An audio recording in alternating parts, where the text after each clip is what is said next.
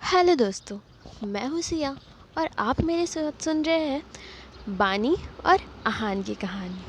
आइए सुनते हैं। इधर बानी रात होने तक रास्ते पर भटक रही थी। फाइनली थक हार के उसे भूख लग गई। उसने फ़ोन चेक किया पर कोई मैसेज नहीं आया था। 10 घंटे बीत चुके थे और डैड का कॉल नहीं आया था। क्या उन्होंने उसे छोड़कर उस बेशरम माँ बेटी का साथ दे रहे थे वो? अबैंडन्ड बाय हर फादर, बानी हताश हो गई।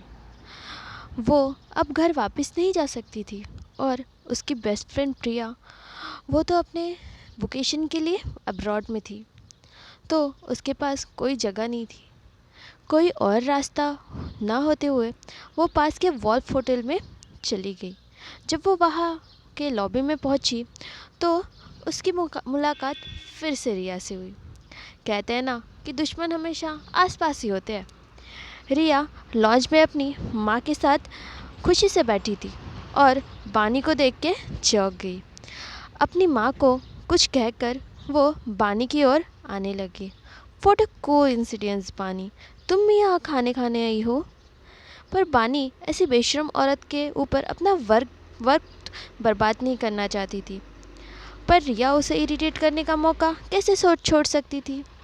तो उसने कहा, डैडी ने हमें यहाँ डिनर के लिए इनवाइट किया है। उन्होंने यहाँ का बेस्ट प्राइवेट रूम बुक किया है और बाद में हर्ष भी हमें ज्वाइन करेगा। ये लो। माधव को अपनी खुद की बेटी की कोई चिंता नहीं थी, पर उनको इस बेशरम मिस्ट्रेस और उसकी बेटी को डिनर के लिए बुलाया था। यह देख के बानी का दिल टूट गया।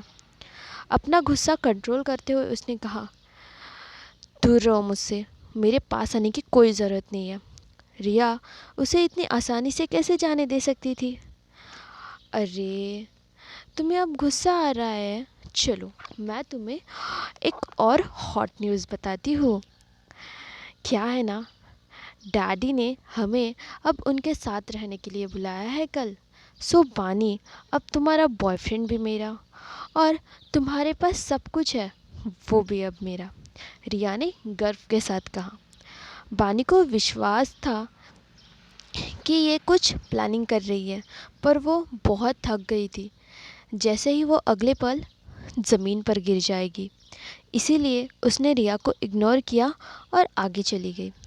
फिर भी रिया बानी को इरिटेट करते हुए बोली, बानी, तुम्हें पता है वो रात जहाँ मैं और हर्ष कार में इंटीमेट हो रहे थे? इनफैक्ट मैंने वो जानबूझ के किया। बाय द वे, क्या तुम्हें पता है हर्ष ने तुम्हारे साथ ब्रेकअप क्यों किया और मेरे साथ क्यों आ गया? बानी थक गई, रुक गई। यह सुन के वो अभी भी नहीं समझी थी कि हर्ष ने उसे क्यों छोड़ दिया और रिया को क्यों चुना। आफ्टर ऑल उसके पास सब कुछ था जो रिया के पास नहीं था। रिया ने मुस्कुराया जब उसने बानी को रुका हुआ देखा। मैंने हर्ष को बताया कि तुम कई मर्दों के साथ सो चुकी हो और तुम्हारा अबॉर्शन भी हुआ है। वो इतना गुस्से में आया कि तुम्हारे साथ ब्रेकअप ही कर लिया। बानी रिया को शॉक्ड होकर देख रही थी। कैसे कैसे ये घटिया औरत और कितने नीचे गिर सकती थी?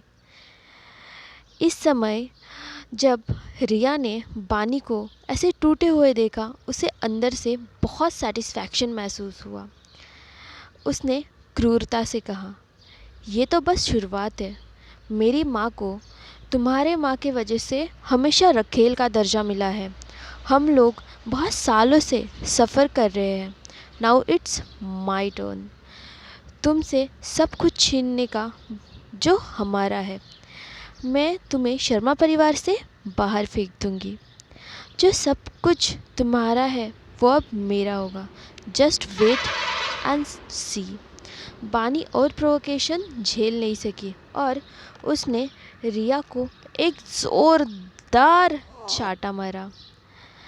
फिर भी रिया ने थप्पड़ खा लिया और जल्दी से मासूमियत से कहा, बानी शांत हो जाओ प्लीज़, शांत हो जाओ।